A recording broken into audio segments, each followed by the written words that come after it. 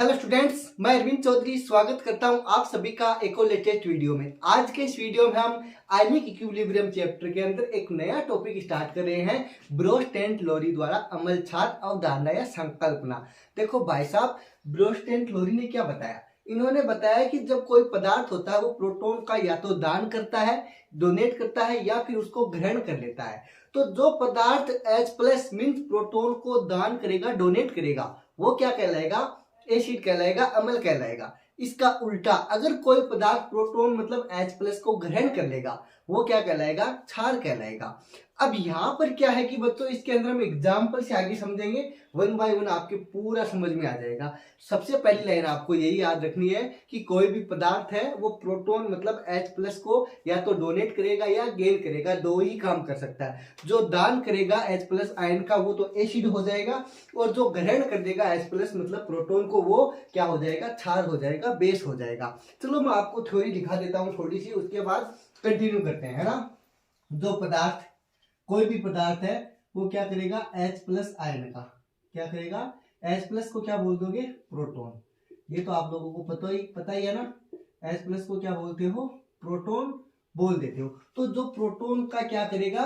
दान करेगा। ये क्या लिख दिया है ना, प्रोटॉन। तो प्रोटॉन का दान करेगा मीन्स क्या कर देगा? डोनेट कर देगा। तो वो क्या कहलाएगा? एसिड कहलाएगा। क्या करेगा? H प्लस का दान। या फिर आप क्या बोल दोगे कि सर इसने तो H प्लस आयन का क्या कर दिया है? डोनेशन कर दिया है, दान कर दिया है। तो इसको आप क्या बोल दोगे बच्चों? अम्ल बोल दोगे। अम्ल मीन्स एसिड बोल दोगे। आगे दूसरी बात क्या बोल दोगे? जो H प्लस आयन को ग्रहण कर लेगा, H प्लस मीन्स प्रोटॉन को क्या कर लेगा? ग्रहण कर लेगा। प्रोटॉन, आज ये क्यों लिखा जा रहा है बार बार? प्रोटॉन को ग्रहण कर लेगा तो वो क्या हो जाएगा? क्षार हो जाएगा, सीधी सी बात है। तो यहाँ पे क्या कर लोगे? ग्रहण की बात कर रहे हैं। ग्रहण करने का मतलब क्या हो जाता है? गेन कर लेगा। क्या कर लेगा बच्चों? गेन कर लेगा। अब गेन करने का मतलब क्या हो गया? क्षार हो गया, वो बेस हो गया। ये चीज आप लोग नोट कर लोगे एकदम इजी से। आगे क्या बताया कि एग्जाम्पल से समझते हैं। हम एक छोटा सा एग्जाम्पल ले लेते हैं, उससे समझेंगे और भी अच्छे से समझ में आ जाएगा। जैसे कि मैं HCl है, क्या है? HCl है, साथ में NH3 ले लेता हूँ। अब आप लोगों को पता है ये H प्लस और Cl माइनस में टूट जाएगा, मीन्स यहाँ से H प्लस है वो निकल जाएगा, राइट। तो यहाँ पर हम क्या करेंगे? इस रिएक्शन के अंदर देखेंगे कि कौन तो एसिड है और कौन बेस है। तो यहाँ पे H प्लस और Cl माइनस में टूट जाएगा, तो Cl माइनस बन गया। उसके बाद में ये क्या हो जाएगा? जो H निकला है ये NH3 के पास चला जाएगा, तो ये क्या बन जाएगा बच्चों? NH4 प्लस बन जाएगा, राइट। तो यहाँ पर क्या हो गया? NH4 प्लस का फॉर्मेशन हो गया। आपको एक चीज समझ में आ गई होगी, HCl मतलब हाइड्रोक्लोरिक एसिड है। ये क्या कर रहा है? H प्लस आयन है, प्रोटॉन है, उसका त्याग कर रहा है, अर्थात दान कर रहा है। तो दान करने का मतलब ये हो गया ना, वो क्या हो गया? एसिड हो गया। तो HCl के पास में आप क्या लिख दोगे? सर ये तो अम्ल हो गया। ऐसे ही NH3 है, ये क्या कर रहा है? हाइड्रोजन मतलब प्रोटॉन को ग्रहण कर रहा है। ग्रहण कर रहा है, इसका मतलब ये क्या हो गया? क्षार हो गया। ये चीज आप लोगों की समझ में आ जानी चाहिए। आगे देखो, प्रोस्टेंट भाई साहब ने बहुत ही अच्छी बात कही। इन्होंने संयुग्मी अम्ल और संयुग्मी क्षार के बारे में बताया, जो कि क्या होता है, बहुत ही इंपॉर्टेंट बात है। यहाँ पर आप लोगों को पता भी होना चाहिए कि संयुग्मी अम्ल और संयुग्मी क्षार के बारे में सबसे पहले अवधारणा किसने दी थी? कॉन्जुगेटेड एसिड और कॉन्जुगेटेड बेस। संयुग्मी क्षार को क्या बोल दोगे? Conjugated base. और कॉन्जुगेटेड अम्ल को क्या बोल दोगे? संयुग्मी अम्ल एसिड। तो ये चीज किसने दी है अवधारणा? अपने किस भाई साहब ने दी? अपने ब्रोस्ट एंड लोरी भाई साहब ने दी। इसको एक एग्जांपल से समझाता हूँ, एकदम अच्छे से आपको समझ में आ जाएगा। देखो, एसिड तो कौन सा होता है, बेस कौन सा होता है, ये चीज आप लोगों की समझ में आ गई होगी। अब हम क्या करेंगे? कॉन्जुगेटेड एसिड और बेस के बारे में देखेंगे। हाँ, तो एक एग्जाम्पल, जैसे मैं आपके सामने ऐसा ही एक एग्जाम्पल ले लेता हूँ। HCl है, कौन है? HCl। इसकी अगर मैं रिएक्शन करवा देता हूँ H2O से, वैसे बच्चों H2 होता है वो H प्लस भी दे देता है, मतलब कि अगर H प्लस H2O की रिएक्शन करवाते हैं H प्लस हम, तो ये H3O प्लस में बन जाता है, मतलब हाइड्रोनियम आयन का निर्माण हो जाता है। लेकिन ये OH minus means hydroxyl ion के रूप में भी टूट जाता है, हाइड्रोक्सिल का भी फॉर्मेशन होता है। वो कहानी में आगे बताऊंगा फिर से, है ना। तो HCl प्लस H2 की हम रिएक्शन करवाएंगे तो आप लोगों को पता है यहाँ से H प्लस और Cl माइनस में टूट जाएगा, सेम यहाँ वाली का लिए। तो देखो यहाँ तो बन गया Cl माइनस। अब देखो मैंने बताया ना ये H इसके साथ में जुड़ के किसका निर्माण कर लेगा, H3O plus means H3O plus means क्या हो गया, हाइड्रोनियम आयन। अब आप लोगों को यहाँ पे ये समझना है कि जो HCl है ये तो अम्ल था, राइट, क्योंकि क्या किया है इसने, H प्लस आयन का त्याग किया है, दान किया है, और ये क्या हो गया यहाँ पे, क्षार हो गया। इसके रिस्पेक्ट में ये बात करेंगे, है ना। अब इंपॉर्टेंट बात ये निकल के आ जाती है कि सर Cl माइनस क्या हो, H3O प्लस क्या है। बच्चों जो अम्ल है उससे बनेगा ना, मतलब वो H प्लस त्याग देगा, उसके बाद में जो बन रहा है, क्या बन रहा है, Cl माइनस जो बच रहा है, तो वो हो जाएगा संयुग्मिक क्षार, कॉन्जुगेटेड बेस। HCl मतलब अम्ल से क्या बनेगा, अम्ल से बनेगा संयुग्मिक क्षार, इसको आप क्या बोल दोगे, कॉन्जुगेटेड बेस बोल दोगे Cl को। तो ये क्या हो गया, संयुग्मिक क्षार। ऐसे ये क्या हो गया, H3O प्लस क्या हो गया, जैसे कि एक क्षार था, क्षार से किसका निर्माण होगा, संयुग्मिक अम्ल का निर्माण होगा, कॉन्जुगेटेड एसिड का फॉर्मेशन होगा। तो इसको आप क्या बोल दोगे, संयुग्मिक अम्ल। ये चीज आप लोगों को समझ में आ जानी चाहिए, संयुग्मिक अम्ल कौन, हाइड्रोनियम आयन अर्थात H3O प्लस। ऐसे ही एक एग्जांपल और देखें हम, जैसे कि NH3 है, कौन है, NH3, इसी की रिएक्शन करवा देते हैं। ये वाला एग्जांपल समझा दिया। अब जल के साथ में लेते हैं फिर से इसको, तब क्या हो जाता है, देखो किसका फॉर्मेशन होगा। आप लोगों को मैंने पहले भी बताया है, जो H2O होता है वो H प्लस भी दे देता है, या फिर मतलब कि OH मतलब OH माइनस देता है, हाइड्रोक्सिल आयन भी बना लेता है, या फिर H प्लस ग्रहण करके क्या कर लेता है, H3O plus. H3O plus means hydronium ion अर्थात संयुग्मिक अम्ल का निर्माण कर लेता है। लेकिन यहाँ पर देखो ये क्या है, क्षार, NH3 क्या है बच्चों, क्षार। क्यों है, क्योंकि ये H प्लस आयन को क्या कर लेता है, ग्रहण कर सकता है, तो NH4 प्लस का निर्माण कर लेता है, यहाँ पे देखा हमने। अब सेम कहानी यहीं पे है, तो देखो क्या हो जाएगा, ये जो यहाँ से H, इसके पास में से H प्लस निकलेगा H2O के पास में, क्योंकि ये H प्लस और OH माइनस में टूटता है, ये चीज हमने देखी है इलेक्ट्रोलाइसिस के अंदर भी। तो ये H प्लस है वो इसके पास में आ जाएगा और क्या बना लेगा, NH4 प्लस, अमोनियम आयन का फॉर्मेशन कर लेगा। अब एक चीज आपकी समझ में आ गई, NH3 क्या था, क्षार, तो इससे जो NH4 बना है ये क्या हो गया, संयुग्मिक अम्ल। साथ में क्या निकल गया, यहाँ पे आप लोगों को दिख रहा है कि OH माइनस, जो कि मैंने अभी बताया, तो ये OH माइनस बाहर निकल गया। मतलब यहाँ पे ये हो गया कि जो NH3 था, क्षार था, उससे NH4 प्लस मतलब संयुग्मिक अम्ल, कॉन्जुगेटेड एसिड का फॉर्मेशन हो गया। इसी को आप क्या बोल दोगे, संयुग्मिक अम्ल। किसको, NH4 प्लस को, संयुग्मिक अम्ल। OH माइनस क्या है बच्चों, हाइड्रोक्सिल आयन, मींस ये क्या हो गया, संयुग्मिक क्षार। तो अम्ल से निर्माण किसका होगा, संयुग्मिक क्षार का होगा, और जो क्षार है उससे किसका निर्माण होगा, संयुग्मिक अम्ल का निर्माण होगा। ये बात बहुत ही इंपॉर्टेंट है। तो OH माइनस क्या हो गया, यहाँ पे संयुग्मिक क्षार हो गया, कॉन्जुगेटेड बेस, संयुग्मिक क्षार। ये चीज आप नोट कर लो साथ साथ में, क्योंकि एग्जाम से यहीं से क्या होता है, डायरेक्ट क्वेश्चन बन जाता है। तो एक चीज मैंने आपको बताई, जहां से हम एक लाइन लिख सकते हैं यहाँ से भी, कि किसी भी पदार्थ द्वारा प्रोटॉन त्यागने पर संयुग्मिक क्षार प्राप्त होता है, और अम्ल में प्रोटॉन निकालने पर, अर्थात निकालने पे क्या हो गया, संयुग्मिक क्षार प्राप्त हो जाता है। दोनों बातों का मतलब एक ही है कि या तो हम ऐसे बोल सकते हैं प्रोटॉन त्यागने पे संयुग्मिक क्षार का निर्माण होगा, त्यागने का मतलब ही क्या होता है, बाहर निकालना। दूसरे वर्ड्स में मैं क्या बोल सकता हूं, अगर कोई पदार्थ है वो प्रोटॉन को ग्रहण कर लेता है, मतलब गेन कर लेता है, तो किसका फॉर्मेशन होगा, संयुग्मिक एसिड, मतलब कॉन्जुगेटेड एसिड, सॉरी ना,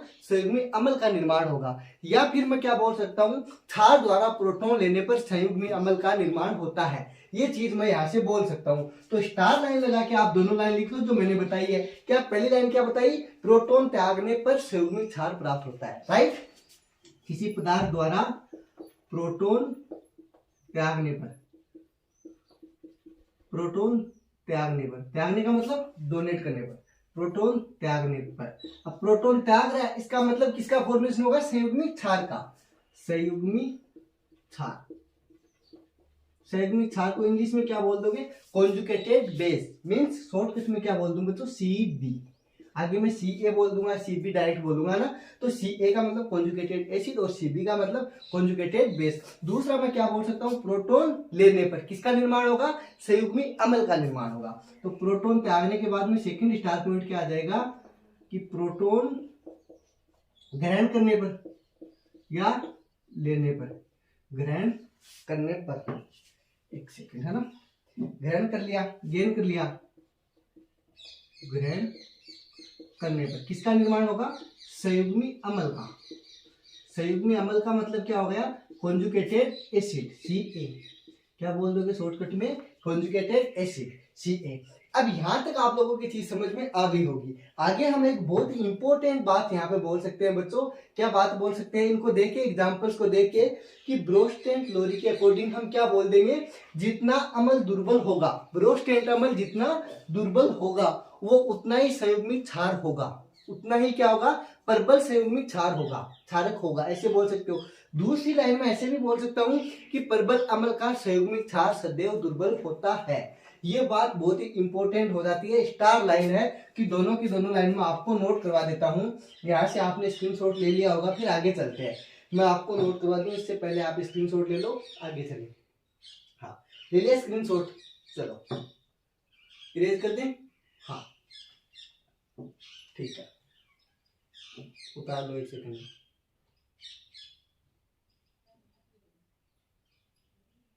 ठीक है, हाँ, जो मैंने बोर्ड पे लिखा है उसका स्क्रीनशॉट अच्छे से ले लिया और ये बात दिमाग में छप जानी चाहिए, क्योंकि अब मैं जो आगे लाइन लिखूंगा वो इसी से रिलेटेड है।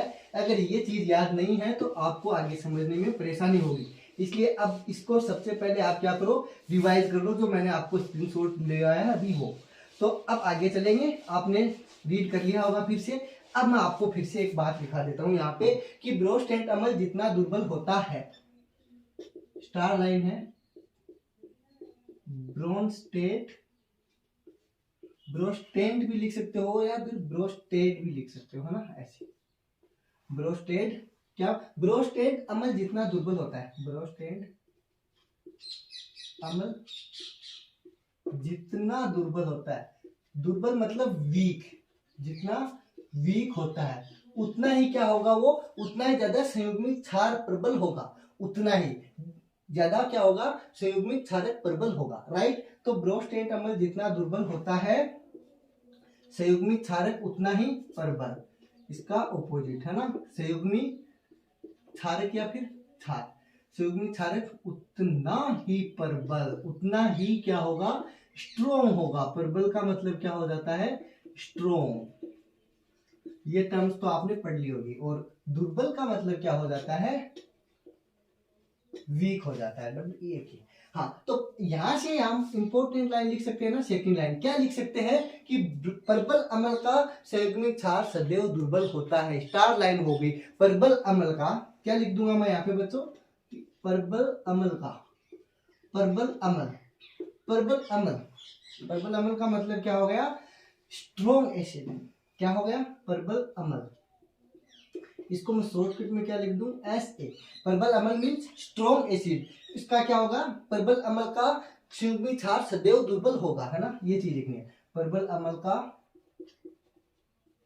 संयुग्मिक क्षार, संयुग्मिक क्षार को क्या बोल दोगे? Conjugated base. तो प्रबल अम्ल का संयुग्मिक क्षार सदैव दुर्बल होता है, संयुग्मिक क्षार सदैव दुर्बल होता है। ये चीज आप लोगों के समझ में आ गई होगी। प्रबल अम्ल का संयुग्मिक क्षार सदैव दुर्बल होता है। ये एग्जाम में लाइन आती है डायरेक्ट आपके कथन के रूप में, सत्य और असत्य कथन के रूप में आपको ये डायरेक्ट एग्जाम में मिल जाएगी। ये लाइन एकदम सीधी, तो इसलिए आपको आनी चाहिए।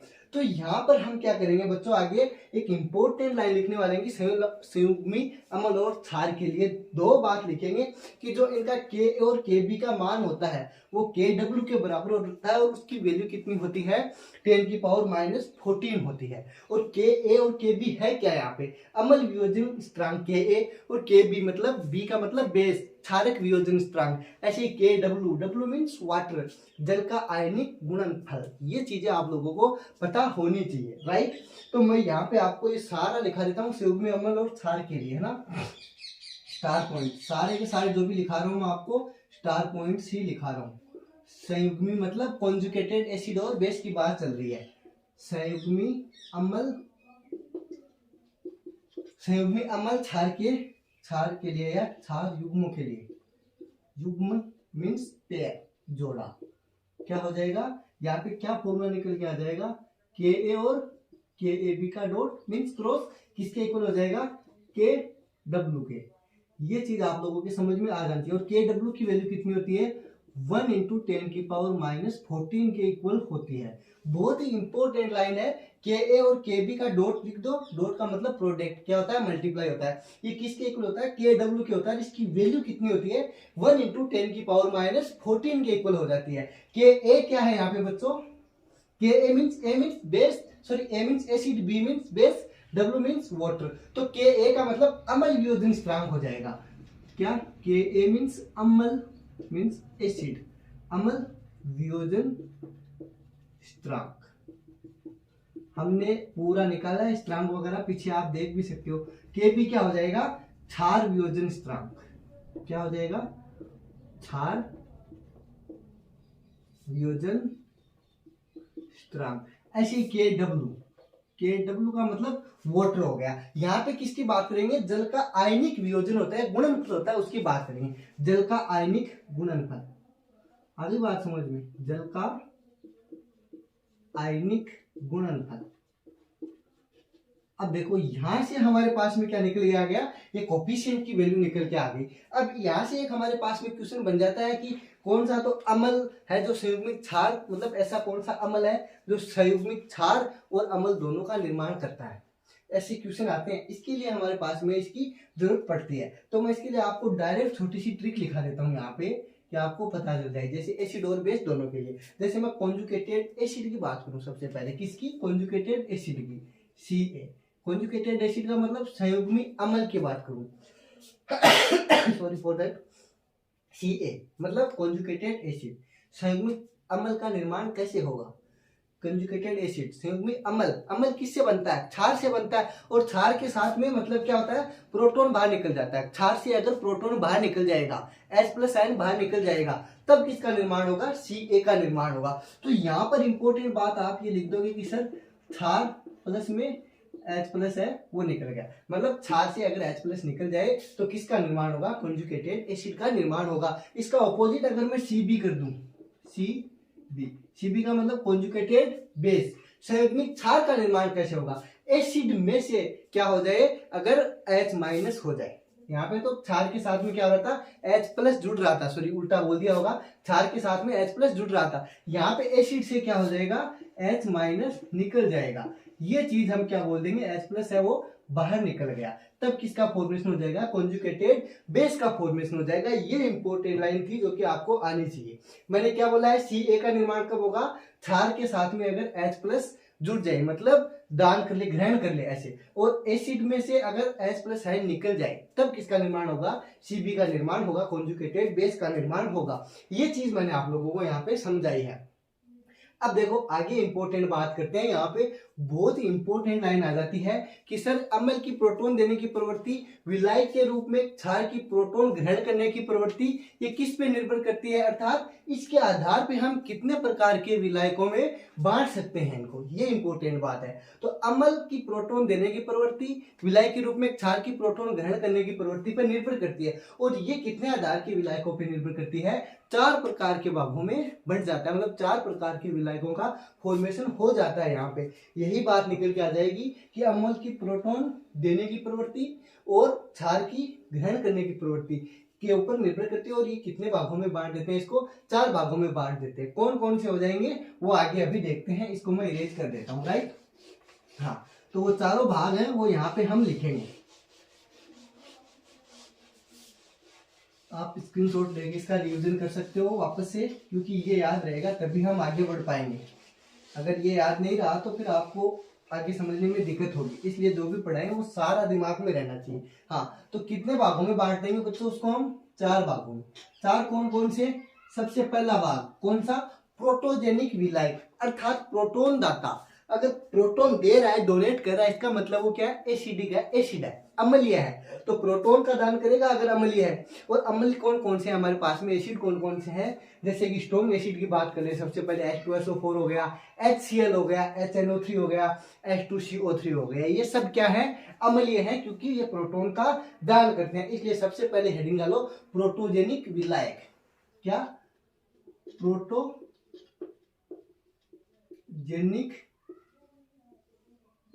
प्रोटोजेनिक विलायक। प्रोटोजेनिक विलाय का मतलब क्या हो गया, ये क्या हो गया, प्रोटोन दाता, इसीलिए इसका नाम प्रोटोजेनिक विलायक बोला है, प्रोटोन दाता।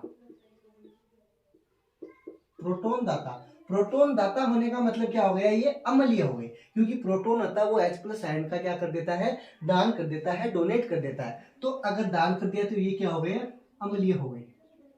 क्या हो गए बच्चों, अम्लीय हो गए, मीन्स एसिडिक हो गए। क्या हो गए, एसिडिक हो गए। अब यहाँ पे एग्जांपल्स की बात कर लेते हैं, यहीं पे साथ में उदाहरण की, H2SO4 हो गया, HCl ले सकते हो, मतलब सारे एग्जांपल जो आपको याद है सारे के सारे ले सकते हो। H2SO4, HCl, HNO3 हो गया। उसके बाद में जैसे कार्बोनिक एसिड हमारे पास में H2CO3, वो भी ले सकते हो आप, H2CO3। ये क्या हो गए, सारे के सारे प्रोटॉन है उनका क्या कर देते हैं, दान कर देते हैं, इसलिए ये क्या हो गए, प्रोटोजेनिक हो गए। प्रोटॉन का जो दान करेंगे अर्थात प्रोटॉन जो डोनेट करेंगे वो क्या हो जाएंगे, एसिड हो जाएंगे, अम्ल हो जाएंगे, राइट। उसके बाद में कौन आ जाएंगे, जो प्रोटॉन को ग्रहण करेंगे, प्रोटॉन ग्राही अर्थात प्रोटोफिलिक विलायक। ये क्या हो जाएंगे, अगर H+ को ग्रहण करेंगे इसका मतलब क्या हो जाएंगे, एक क्षारीय विलायक हो जाएंगे। अगर क्षारीय विलायक हो गए तो क्या हो गए, क्षार हो गए ना, इसीलिए क्या कर रहे हैं, H+ को ग्रहण कर रहे हैं। तो अगली हेडिंग डालो प्रोटोफिलिक। क्या, प्रोटोफिलिक, नाम से पता चल रहा है, प्रोटोफिलिक विलायक। तो प्रोटोफिलिक विलायक की बात करेंगे, नाम में ही आपको दिख रहा है, प्रोटॉन ग्राही। क्या बोल दोगे बच्चों, प्रोटॉन ग्राही। अगर प्रोटॉन को ग्रहण कर रहे हैं, यहाँ पे दान कर रहे थे, यहाँ पे ग्रहण कर रहे हैं, तो ग्रहण कर रहे हैं इसका मतलब क्या हो गई, क्षारीय हो गए विलायक, क्षारीय विलायक हो गए। क्षारीय मतलब बेसिडिक, इनका मीडियम कैसा हो गया, बेसिडिक हो गया। एग्जाम्पल आपको पता ही है कौन कौन से हो गए, जैसे कि अभी मैंने बताया था NH3 हो गया, एग्जाम्पल यहीं पे लिख लेते हैं ना, NH3 हो गया। मतलब यहाँ पे NH3 होता है वो H+ को क्या कर लेता है, ग्रहण, वो क्या बना लेता है, NH4 बना लेता है, जैसा कि हमने पीछे भी देखा है। ऐसे ही पिरीडीन का एग्जांपल भी हमने देखा था पहले। पिरीडीन का सूत्र आपको आना चाहिए, ये इंपॉर्टेंट बात है, C5H5 साथ में क्या है, N, नाइट्रोजन, C5H5N, नाइट्रोजन। तो ये क्या हो जाता है, पिरीडीन हो जाता है, आपको नाम भी याद होना चाहिए। ऐसे ही चाहो तो आप और भी एग्जाम्पल दे सकते हो, जैसे कि NH3 के साथ में आप NH2 लगा दो, राइट, NH3 NH2 कैसे भी लिख दो, सेम ही बात है। अब देखो दोनों की बात हो गई, आगे ऐसा आ जाएगा जो दोनों की प्रकृति रखेगा, अर्थात उभयधर्मी नाम आपने सुना होगा। तो इसके रिस्पेक्ट में आप क्या बोल दोगे, उभय प्रोटिक। प्रोटिक का मतलब प्रोटॉन से है कि जो प्रोटॉन ग्रहण भी कर लेगा और दान भी कर लेगा, उभय का मतलब दोनों। तो उभय प्रोटिक विलय की बात करेंगे, इंग्लिश में क्या बोल दोगे, एम्फी प्रोटिक। एम्फी का मतलब होता है दोनों प्रकृति रखने वाला। तो उभय प्रोटिक की बात कर लेते हैं, 3rd नंबर पे इंपॉर्टेंट है, आपको पता होना चाहिए उभय प्रोटिक कौन कौन से होते हैं। डायरेक्ट एग्जाम में क्वेश्चन आता है, उभय प्रोटिक विलायक, कौन सा, उभय प्रोटिक विलायक। इंग्लिश में क्या बोल दोगे, एम्फी, एम्फी मतलब दोनों, amphi protic, amphi protic, right, amphi protic. अब देखो कौन कौन से हैं इसके अंदर एग्जांपल, आप नाम से समझ गए होंगे, ये प्रोटॉन दे भी सकते हैं और प्रोटॉन ग्रहण भी कर सकते हैं। एग्जांपल जैसे मैंने आपको H2O का बताया था, जो सार्वत्रिक विलायक होता है ना, तो H2O क्या होता है, H+ भी दे देता है और OH- भी दे देता है, मतलब H+ ग्रहण करता है तब तो H3O+ बन जाता है, राइट। अगर OH- देता है तो वो क्षार का फॉर्मेशन कर लेता है, ऐसा ही कुछ होता होगा ना। तो यहाँ पे क्या हो गया, उभय प्रोटिक विलायक। इसके अंदर आप एग्जाम्पल दोगे तो पहले तो इसकी डेफिनेशन आपको मैंने समझा दी। एग्जाम्पल आप जैसे H2O भी दे सकते हो, NH3 है, इसकी बात भी कर सकते हो क्योंकि मैंने आपको दोनों में बताया था। ऐसे एल्कोहल हो गया, C2H5OH, राइट। ये तीनों एग्जाम्पल आप रख लो, आपका काम हो जाएगा। अब ऐसे भी हैं जो न तो प्रोटॉन देते हैं न लेते हैं, मतलब एप्रोटिक विलायक, बहुत ही इंपॉर्टेंट है, यहाँ से भी आपको पूछ लेता है एग्जामिनर। एप्रोटिक विलायक, एप्रोटिक विलायक, एप्रोटिक विलायक को आप क्या बोल दोगे, एप्रोटोनिय, राइट। इंग्लिश में क्या बोल दोगे, एप्रोटोनिय। ये विलायक न तो प्रोटॉन का ग्रहण करते हैं न ही उनका त्याग करते हैं। एग्जाम्पल जैसे CCl4 हो गया, CHCl3 हो गया, CH2 हो गया, और भी आप एग्जाम्पल दे सकते हो, राइट। तो उदाहरण यहाँ पे इंपॉर्टेंट हो जाता है, जैसे CH2 हो गया, CCl4 हो गया। यहाँ पे एक दो एग्जाम्पल और भी आप अपनी तरफ से लिख सकते हो, जो भी आपको याद है वो कमेंट करके बताओ मेरे को ना, इसके अलावा भी एग्जाम्पल्स। यहाँ तक आप लोगों की चीज समझ में आ गई होगी। देखो एप्रोटिक में क्या हो गया, डेफिनेशन पता होनी चाहिए, तो प्रोटॉन को ग्रहण करेंगे और नहीं त्याग करेंगे उनका। आगे बात समझ में, आगे देखो लास्ट टॉपिक जैसे बात कर लेते हैं कि ब्रोस्ट एंड लोरी ने जो अवधारणा दी है, इसकी क्या क्या उपयोगिताएं हैं, क्या क्या इसकी क्या है यूटिलिटीज है। देखो ये बात हमने देखी थी जैसे कि अपने आर्यनिस्ट थ्योरी के अंदर भी उन्होंने क्या बताया था कि जलीय विलयन होना बहुत ही जरूरी है। लेकिन क्या आपने ब्रोस्ट एंड लोरी थ्योरी में हाँ नाम सुना, कहीं पर भी नाम सुना है कि जलीय विलयन होना चाहिए या किस प्रकार का विलयन होना चाहिए? नहीं सुना सर ये नाम।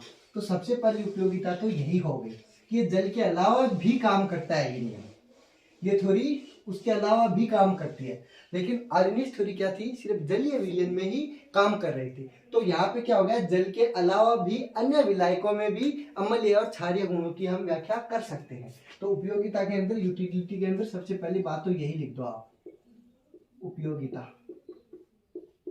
यूटिलिटीज क्या हो गई, देखो आपको दिख रहा होगा, अगर नहीं दिख रहा है तो मैं आपको बता देता हूं।